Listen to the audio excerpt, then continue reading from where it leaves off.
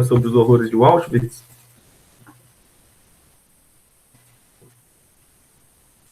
Então é o seguinte, eu vou começar com a leitura do texto e a gente já começa lá. O Holocausto. Em novembro de 1945, começou os julgamentos dos dirigentes nazistas do Tribunal de Nuremberg, instalado na Alemanha. Um dos piores crimes que o Tribunal de Nuremberg comprovou ter cometido pelos nazistas foi o extermínio de milhões de judeus. Vou grifando aqui conforme a gente for falando. Em janeiro de 1942, os líderes nazistas decidiram que matariam todos os judeus que pudessem em campos de extermínio, especialmente construído para essa finalidade. Os nazistas chamaram o seu plano de solução final.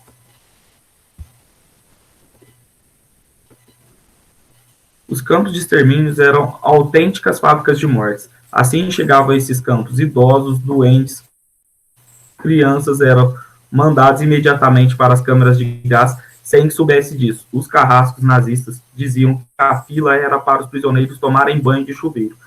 Antes que a guerra terminar, as notícias sobre o extermínio cometido nesses campos de concentração eram vistas como exagero, invenção e propaganda dos aliados. Mas com o fim da guerra,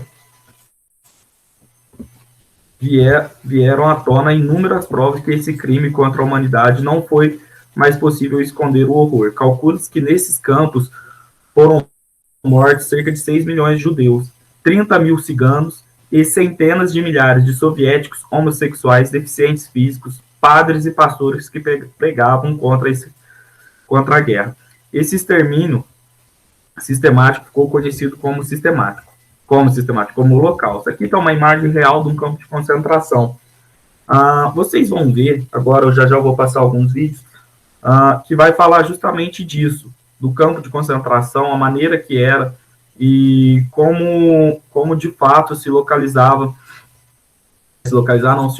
um campo de concentração. Vocês podem ver que eles estão até com uma cara meio de zumbi, de quase mortos, ou semi-mortos, né? Então é isso. Vocês vão entender melhor um pouco por que eles estão tão magros. Às vezes vocês já têm uma ideia e já conheçam, mas é legal e bem impactante os testemunhos que a gente vai escutar já já. Campo de concentração. A tarefa de impor a solução final ao problema judaico coube à SS, a elite militar do Partido Nazista, grupos especiais treinados para assassinatos em massa, acompanhavam os exércitos alemães na Rússia.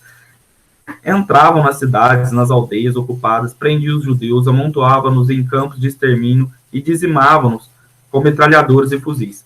Para apressar a solução final, os campos de concentração que originalmente se destinavam para presos políticos foram transformados em centros de execução. Judeus de toda a Europa foram presos para o realocamento que lhes for dito.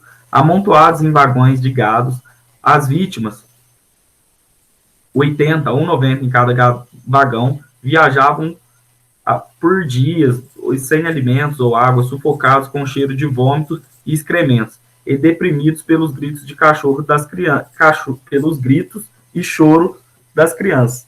O campo de concentração de Auschwitz, na Polônia, era a maior fábrica de morte. Ali muitos judeus pereceram nas câmeras de gás. As chaminés exalavam uma fumaça negra e o cheiro de carne impregnava a região. O extermínio de judeus era a realização de todas as teorias nazistas.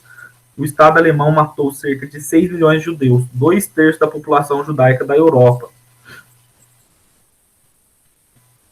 Desse total, 1,5 milhões eram crianças. Então, isso era o problema, né?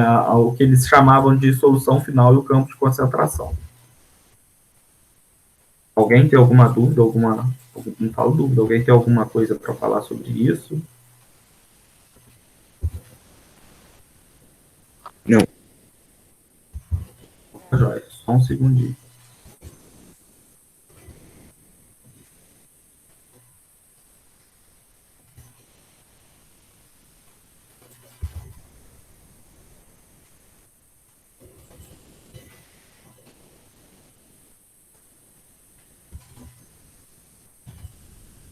só algumas imagens antes de eu colocar o vídeo. A gente vai passando e vai conversando sobre a imagem.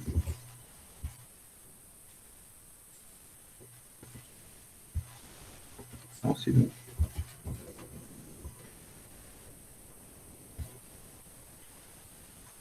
Mas, de fato, pessoal, há uma construção, né? Não se chega matando judeu do dia para a noite. Vocês viram que é uma crescente. Aqui era como eles eram amontoados. Aqui são umas fotos que são reconstruídas hoje, colocado cores nela para a gente entender. Vocês podem ver o tanto que eles estão magros. Olho fundo, amontoado, ó. E já, eu não vou dar spoiler não, mas a gente vai assistir um vídeo, vocês vão entender o que é essas vasilhinhas que eles estão pondo perto da cabeça de cada um. O cara vai falar bem sobre isso. Aqui são ovos de Páscoa para o Adolfo, né?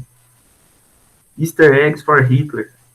Feliz Páscoa, Hitler. Está escrito aqui nos mísseis aqui.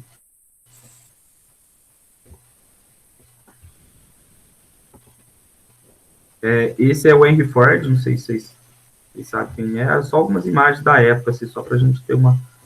Aqui o Hitler, lembra aquela imagem lá do grande ditador, até que tinha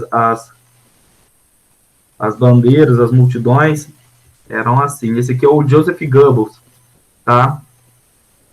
Em 1933, o Goebbels ele é o cara responsável por toda a propaganda nazista da época. Aqui é em 1943, tá, pessoal? Os caras, no meio do conflito, os caras jogando aqui na Carolina do Sul. Os homens da Força Aérea jogando cartas. Aqui é o Martin Luther King. Isso aqui era pouquinha pessoa que ia seguir o Hitler quando ele ia falar em público. Aqui é um rapazinho falando sobre o desastre do Titanic, grande perda. Isso aqui é Nova York em 1900. Aqui é Nova York em 1909. Isso aqui é uma propaganda de Nova York em Washington de 42. E esse aqui é uma prisão, ó, cortando o cabelo da mulher dentro do regime nazista. E a imagem da apostila. No meio do conflito, caras lendo o livro, tendo acesso à informação. O jazz em 1948. A Times Square em 47. E volta aqui, é só para vocês terem mais ou menos construir. Eu vou começar pelo vídeo que eu deixei para vocês. Se alguns assistiram, desculpa voltar a passar de novo. É que eu acho interessante esse vídeo e ele faz parte aí do planejamento. Então não tem como eu não passar ele.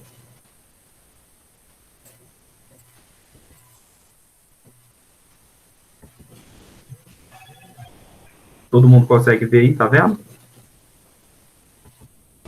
O Bar Mitzvah é um rito judaico de passagem à vida adulta. É com 13 anos de idade. Não houve comemoração nos 13 anos de Andor Stern. Sua adolescência foi marcada pela Segunda Guerra Mundial.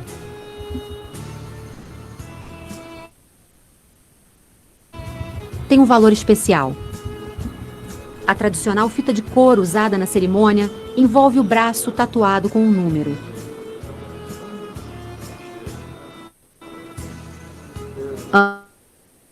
Andor, a sobreviver aos horrores de Auschwitz.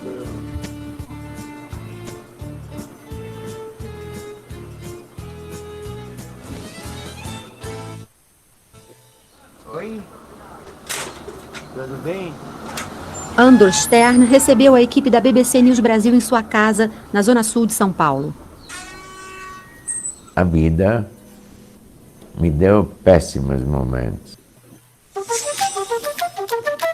Do sertão da Paraíba, do Pedregal com muita honra. A primeira da família, filha de Dona Fátima, manhinha, mulher batalhadora, guerreira, Mas também me deu momentos maravilhosos. Se você tem dom de você saber sentir gratidão, já é um grande presente. Eu sinto quase diariamente gratidão. Sobreviver àquilo te dá uma lição de vida que você fica tão humildezinho. Quer que te conte uma coisa que aconteceu hoje? Talvez nunca te ocorreu isso. Essa vantagem eu levo de sobra de você. Imagina, se quiser, até mostro a minha cama, cheirosa, lençóis limpos, barulhinho, banheiro pegado, chuveiro fumegante, sabonete, pasta de dente, escova de dente, uma toalha maravilhosa. Descendo uma copa aí, cozinha, cheio de remédios que precisa tomar, o velhinho precisa tomar para ajudar a viver melhor, vontade, manteiga, geladeira cheia de coisas. Mas eu peguei meu carrinho, não é bem meu, mas eu uso. Fui pelo caminho que eu quis trabalhar. Ninguém me enfiou uma baioneta para ficar aí dentro da fila. Estacionei, subi, fui recebido com calor humano, carinho dos meus colegas. Gente, eu sou homem livre, livre. Andor nasceu no bairro do Bexiga, em São Paulo, filho de imigrantes judeus húngaros. Tinha apenas 3 anos quando uma oferta de emprego ao pai levou a família para a Índia. Depois seguiram para a Hungria, uma decisão que se revelaria trágica. Setembro de 1939. A Alemanha invade a Polônia. Começa a Segunda Guerra Mundial.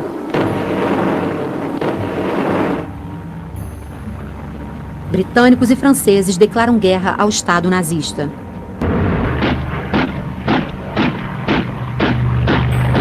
Submarino alemão torpedeou e afundou o navio brasileiro Cairu. O governo do Brasil protestou perante o rastro. O governo reconhece o estado de guerra entre o Brasil e as potências do eixo. A vida de Andor começa a mudar quando Getúlio Vargas declara apoio aos aliados que combatiam a Alemanha. É que a Hungria estava ao lado de Hitler.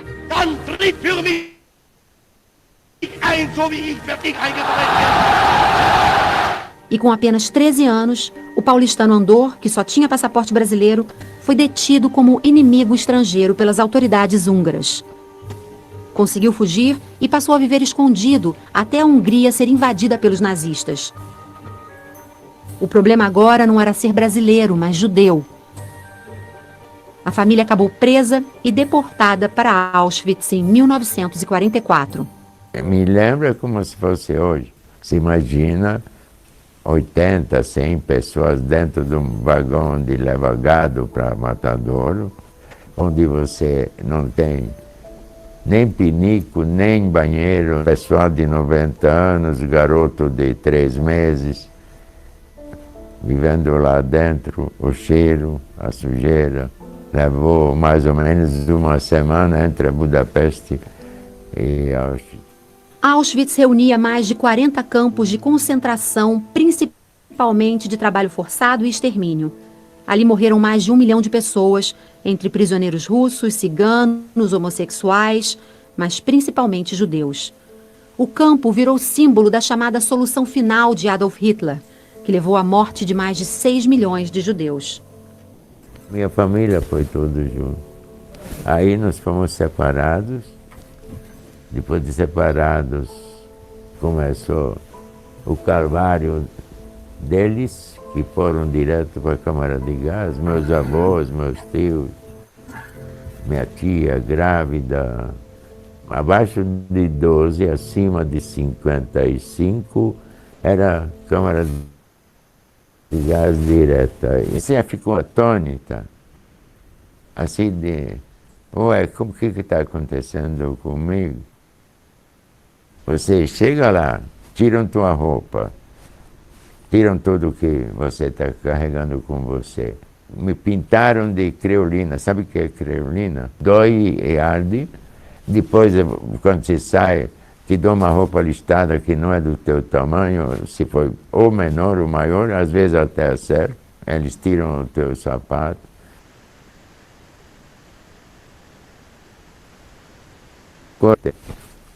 Botam um número lá, bem de uma forma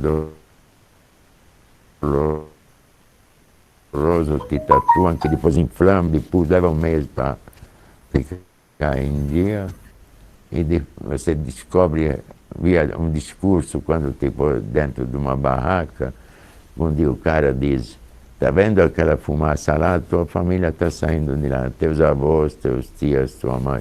E depois no dia seguinte, quando vem a comida, pegam a bacia de lavar rosto que alguém infeliz trouxe com ele lá no vagão, que eles depois guardaram para essa finalidade, que de noite fica pinico e de dia fica até o prato para comer.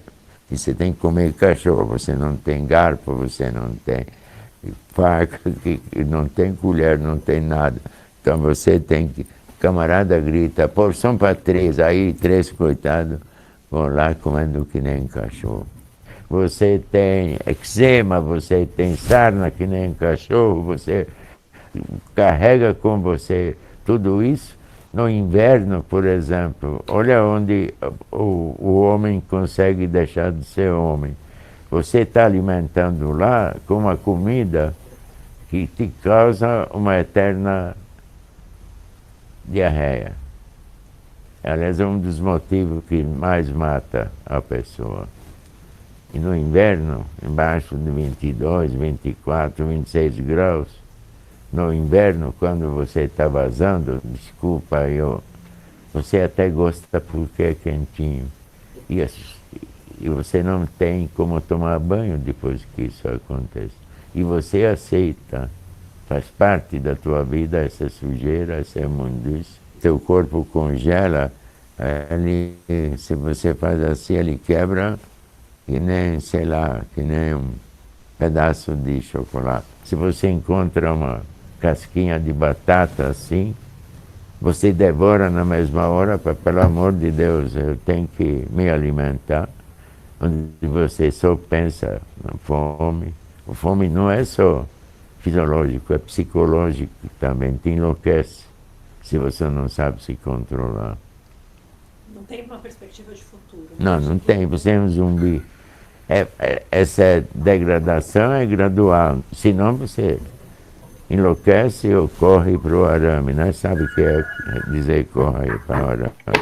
Que é uma solução também, você se frita e acabou. Daí tem as defesas, né, do ser humano. Eu criei um sistema, para mim, não foi logo, mas eu consegui. Eu percebi que,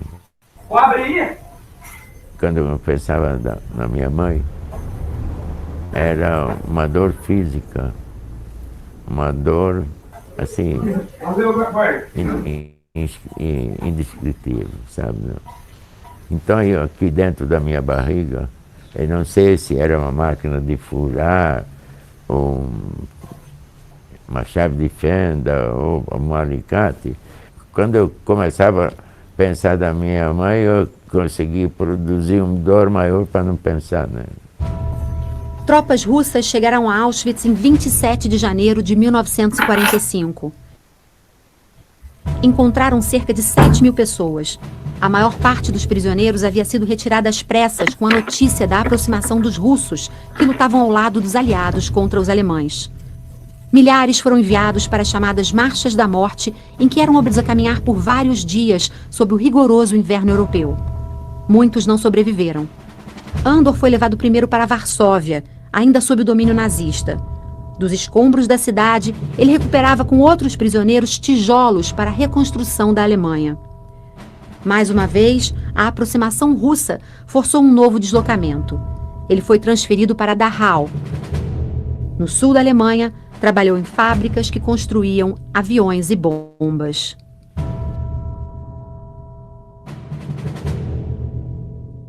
A guerra estava já adiantada, já os aliados eram depois do dia D, já ocupando a França, libertando a Itália, enfim, os alemães já estavam, afiavam a gente para um vagão para eliminar a gente, mas a guerra não permitiu, onde eles iam levar, não chegamos lá, e fiquei livre perto de um lugar maravilhoso.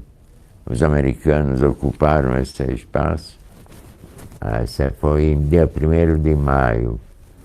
No mês de julho eu já tive coragem de tirar a minha camisa e entrar num lago maravilhoso onde fui libertado, no sul da Alemanha, perto de Munique. Chama Starnbergersee. E a guerra terminou, eu sobrevivi, estava vivo. Pesava 28 quilos,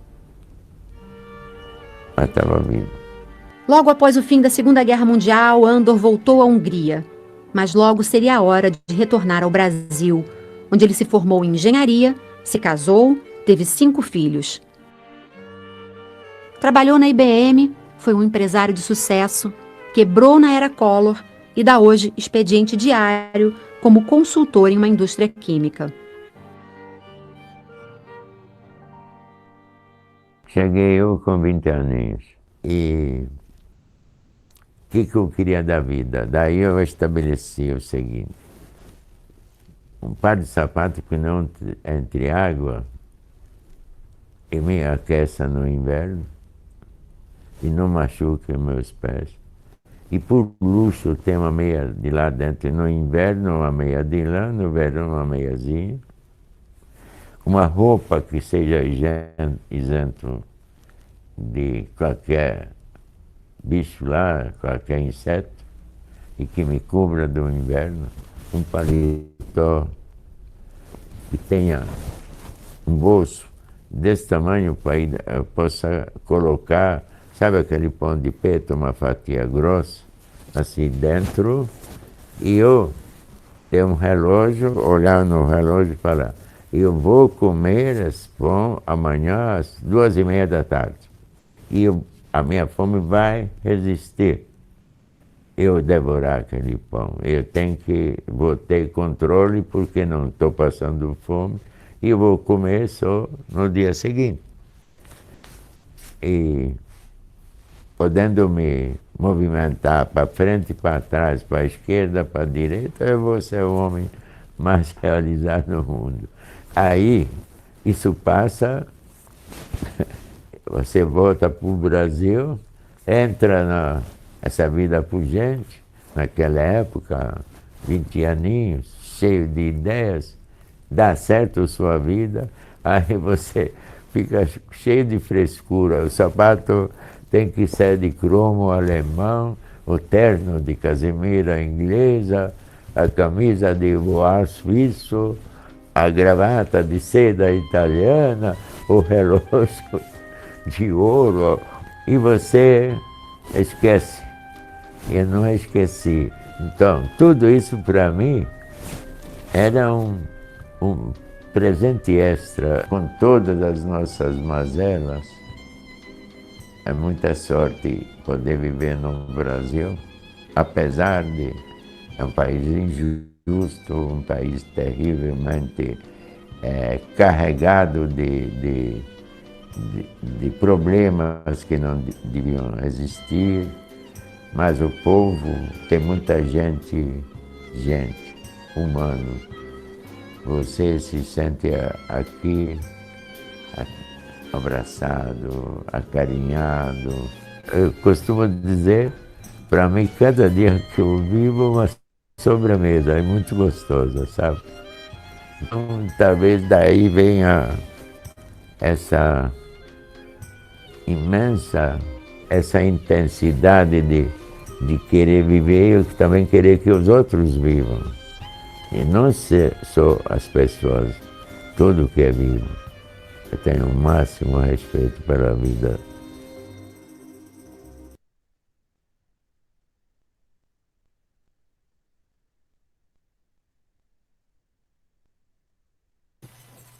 O que vocês acharam do vídeo, pessoal? Interessante. Achei legal. Achei legal, mas triste também. Eu achei, nossa, eu tive muita dó e achei muito legal. Interessante, né? Ainda bem que alguém Eu falou assisti triste. várias Falei, vezes. tem outro vídeo aqui. Quem sobreviveu a um campo de concentração, como eu, só com muita sorte.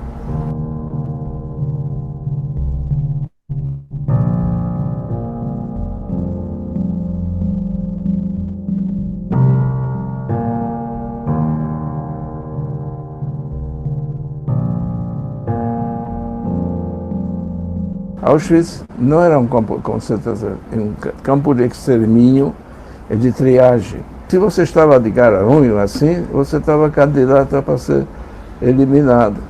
Aí essa é a nossa preocupação. Eu, como graças a Deus, eu era gordinho, então eu tinha de onde tirar um pouco, né? Quando eu saí do campo, eu tinha 45 quilos. A gente passava fome. Você sofre humilhações, as crianças alemãs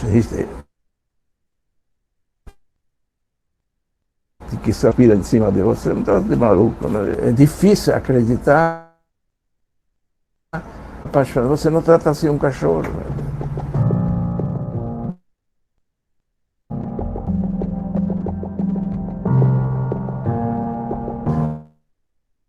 Eu esperava meses depois da guerra que ainda apareceu meu pai, meu irmão, mas depois eu tive notícias que eles foram eliminados. Né?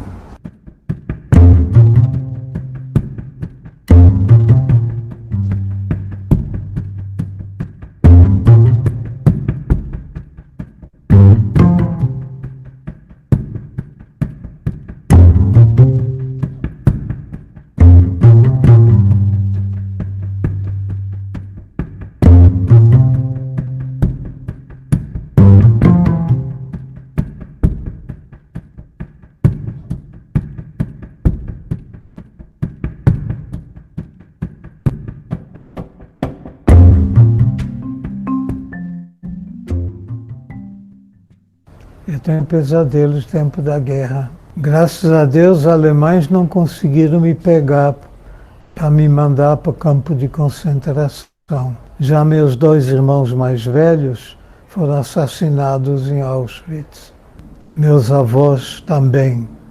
E da minha classe, eu sou o único que sobreviveu.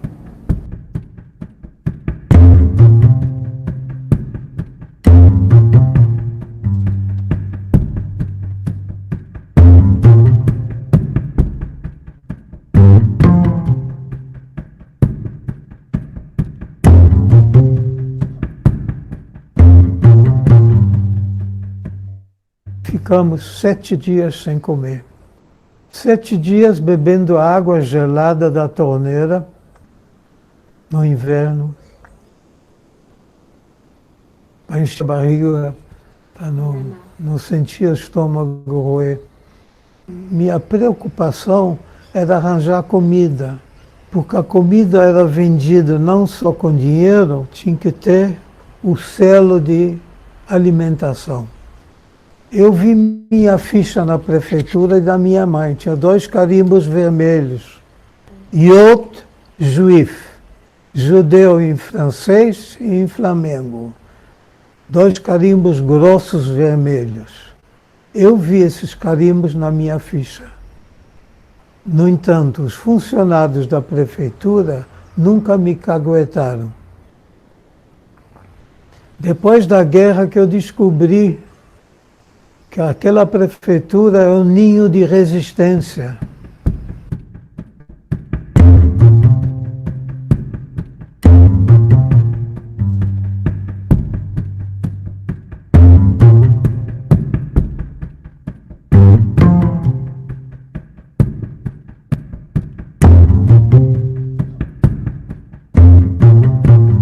Quando o navio entrou na Baía da Guanabara, eu olhei em volta, vi o edifício à noite, o Cristo Redentor, vi o dedo de Deus lá longe, na serra.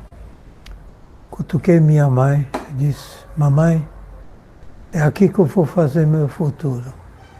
e fiz.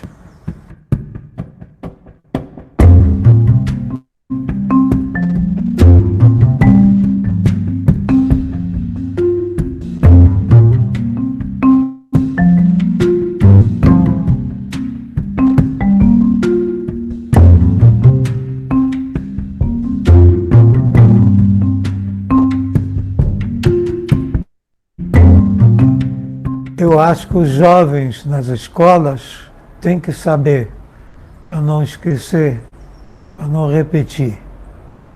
O Holocausto nunca mais.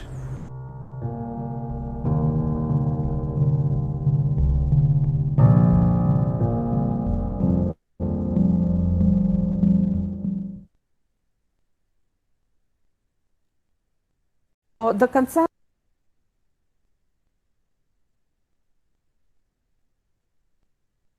дней своих мы будем рассказывать об этих ужасах. Хотя прошло столько времени, и можно и забыть, это не очень приятно всем, да? Но мы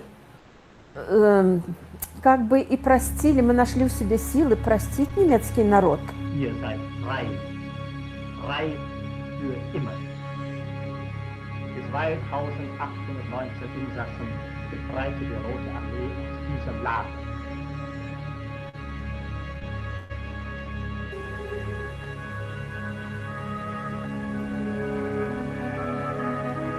On the ramp stood SS-men with dogs that were eager to attack us. There were prisoners in striped uniforms with sticks who beat us out, jump, leave your things behind. Звичайний барак. Підлога не було місця. Накриті, то такі врем'янка така. И в те временки мы жили. И уже, вы знаете, когда попали туда, в Освенцим, нам накололи номера, и больше у тебя ни имени, ни фамилии. Я к чему это говорю? Что мы стали безликими. My number is 73,305, which I had to shout twice daily at counting. Zählappell. И этот аппель длился часами. И там было очень тяжело стоять, будто дождь, будто снег.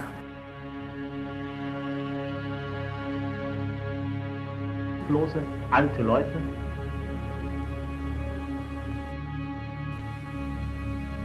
Und so fand sie die Rote Armee. Die Sowjetkämpfer haben die Deutschen aus Auschwitz vertrieben. Den überlebenden Gefangenen haben sie erklärt. Жорстокий голод.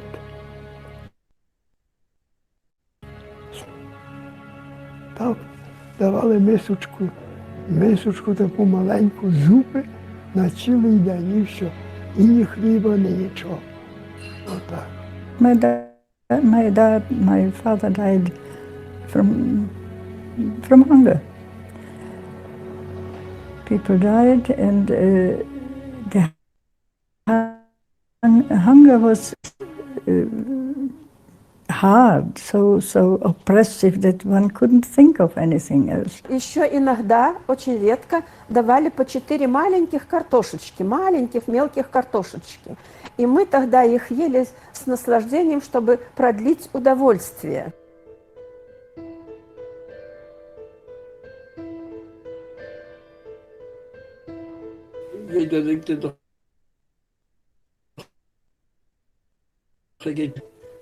Nackig sind sie doch alle reingegangen in die Gaskammer. Und sind nicht mehr rausgekommen. І той дим такий день і ніч горів. Air was full of ash like snow from the smoke from the chimneys.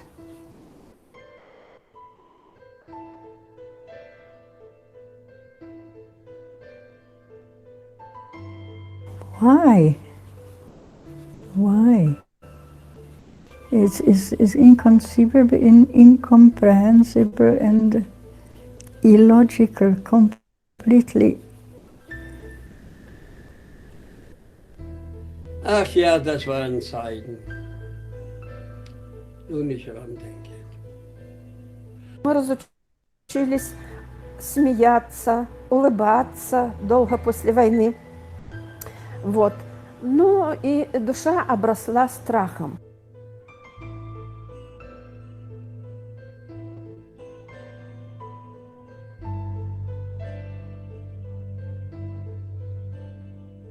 One must start teaching the children when they are very small, not to hate the other child because it's black and I am white or yellow. Respect the other. That's what should be taught from earliest age.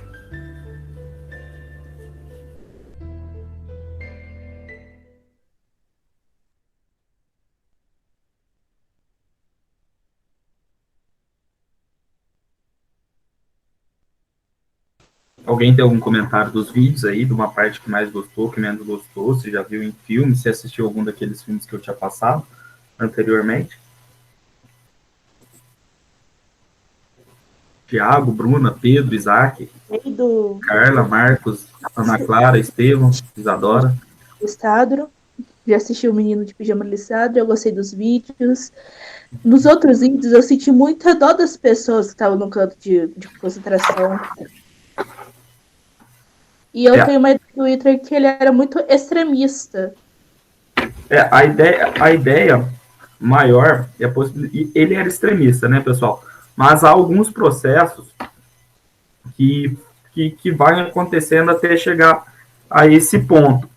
Então, o fato, assim, a gente entendeu o fato que o Holocausto ele não foi um problema especificamente dos judeus, ele é um problema, assim, da humanidade, entendeu? Da sociedade moderna.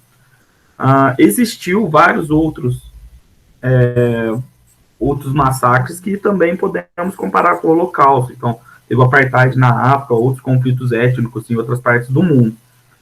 Só que, como foi o primeiro, ele impactou mais, né? E a gente pergunta por que acontece. É a pergunta que eu quero deixar para a próxima aula, para a gente já começar a próxima aula respondendo essa pergunta. Assim, aí quero que vocês pensem o porquê. O que deixou, né? Por que chegou a tal ponto, né? Qual que foi o processo? Eu deixei um outro vídeo que ele vai falar sobre um livro que chama Modernidade e Holocausto, que ele vai estar tentando responder. Por quê, né? Qual foi o processo? Onde que a humanidade errou a chegar a tal ponto? Então, existem algumas respostas, alguns estudos que vão apontar sobre isso. A aula de hoje eu encerro, foi um pouco mais densa, igual alguns colocou aí como motivo, ficou interessante, é legal no sentido de despertar interesse, né? Mas não é legal que é algo que te faz rir, né? Tem até alguns depoimentos fortes, mais fortes que os outros, esse sentimento de compaixão aí que tem que despertar assistir esse vídeo, para quando, se vier acontecer algum tipo de massacre, algum tipo de fala ou sentimento que desperta esse tipo de coisa, a gente tem que lembrar disso, que foi um sentimento de ódio ao judeu que ocasionou tudo isso. Então, por enquanto, a aula de hoje é isso. Qualquer dúvida, se vocês tiverem à sua disposição no WhatsApp. Tem mais vídeos na internet falando de depoimentos, filmes, e alguns depoimentos vai lembrando a gente de cenas de filme, né? Parte que fala dos pijamas listrados, etc, etc. Então, no mais é isso, pessoal. Por enquanto, muito obrigado e até amanhã, se Deus quiser.